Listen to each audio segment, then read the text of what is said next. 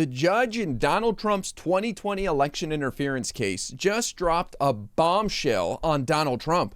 She unsealed Jack Smith's 165-page report that details why Donald Trump is not immune from prosecution. This massive filing by Jack Smith basically lays out his case against Donald Trump and introduces new evidence into the record of exactly what Donald Trump did to overturn the 2020 election. Just wait until you see some of the details. Last year, when Jack Smith brought charges against Donald Trump for the election interference case, it was a 45-page indictment that did not contain a lot of details. And that's pretty normal for an indictment. The trial is where more details come out and a lot of the evidence is presented. But ever since the Supreme Court ruled that the president does have some immunity for official acts, this 2020 election interference case has been on hold. And that's because the judge has been waiting to hear from Jack Smith his argument about why these charges are not immune from prosecution. And Jack Smith laid out his case in a lengthy filing that Donald Trump has been desperately trying to keep under seal. But now the judge has released the report, and some of the details revealed are shocking.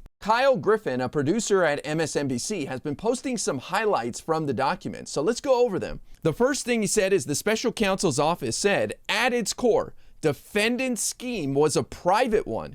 He extensively used private actors and his campaign infrastructure to attempt to overturn the election results and operated in a private capacity as a candidate for office. Remember, Jack Smith's whole purpose here is to show that Donald Trump was not acting in an official capacity when he tried to overturn the 2020 election. Jack Smith continues with the following. Working with a team of private co-conspirators, the defendant acted as a candidate when he pursued multiple criminal means to disrupt, through fraud and deceit, the government function by which votes are collected and counted, a function in which the defendant, as president, had no official role. I think this is remarkable because what Jack Smith is saying is that the president of the United States plays no role in the selection of his successor.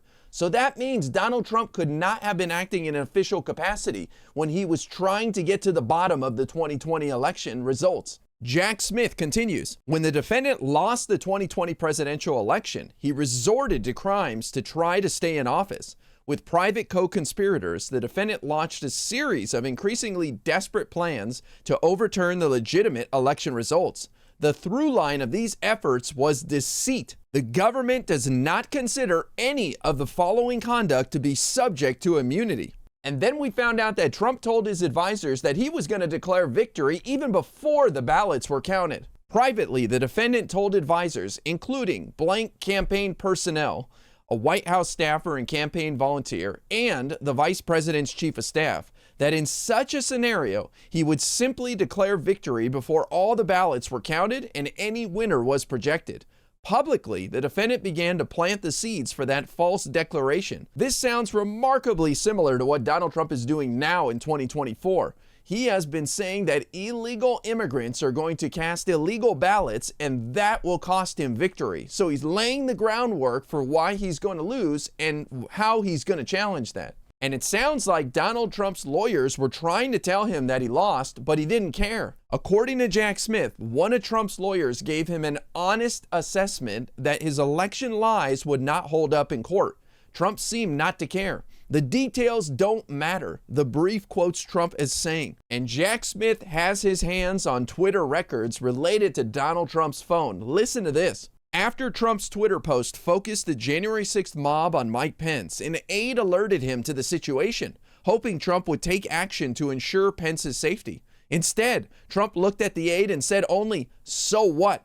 according to grand jury testimony newly disclosed. So Donald Trump not concerned about Mike Pence's safety. In fact, sounds like he wanted the mob to do something to Mike Pence. And Jack Smith goes even further into what these private acts were that Donald Trump committed. As president, the defendant had no official responsibilities related to the state's administration of the election or the appointment of their electors, and instead contacted state officials in his capacity as a candidate.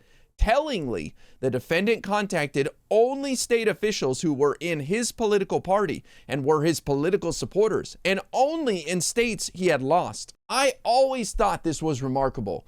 If Donald Trump wanted to try to paint a picture that there were problems with the election, why did he not reach out to any other states except for the ones that he lost? Why not reach out to states where he had won and just try to pretend that he cared about their elections too? But it was so evident that Trump was just trying to get the results changed in states that he lost. Now, this next one is quite a doozy, so hold on all the way until the end. According to Jack Smith, a Trump campaign employee, when presented with information at a Detroit tabulation facility that a final batch would heavily favor Biden, said, "Find a reason it isn't.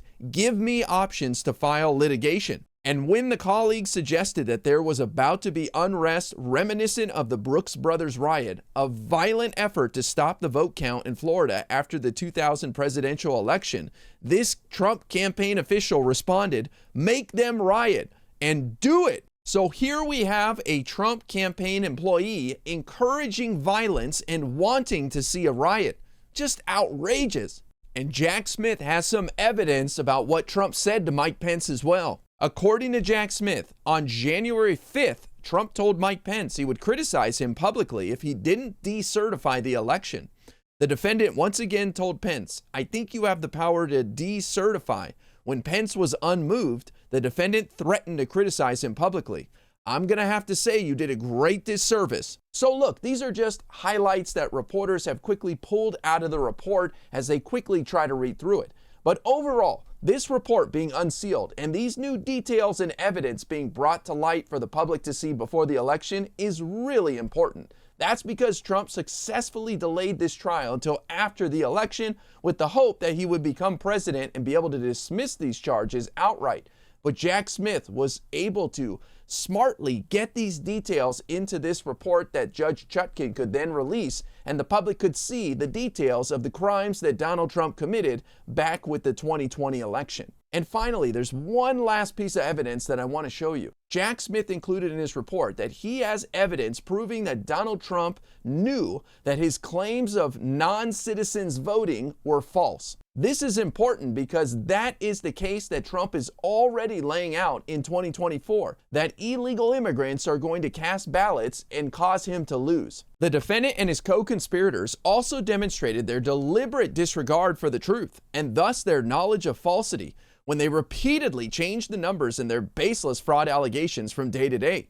At trial, the government will introduce several instances of this pattern in which the defendant and conspirators' lies were proved by the fact that they made up figures from whole cloth. One example concerns the defendant and conspirators' claims about non-citizen voters in Arizona.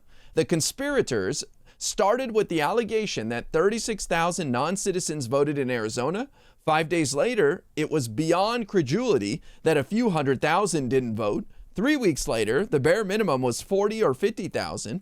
The reality is about 250,000. Days after that, the assertion was 32,000. And ultimately, the conspirators landed back where they started at 36,000, a false figure that they never verified or corroborated. We know that Donald Trump is going to claim election fraud when he loses in November. But I believe election officials, poll workers, state officials, these people learned a lot of lessons in 2020.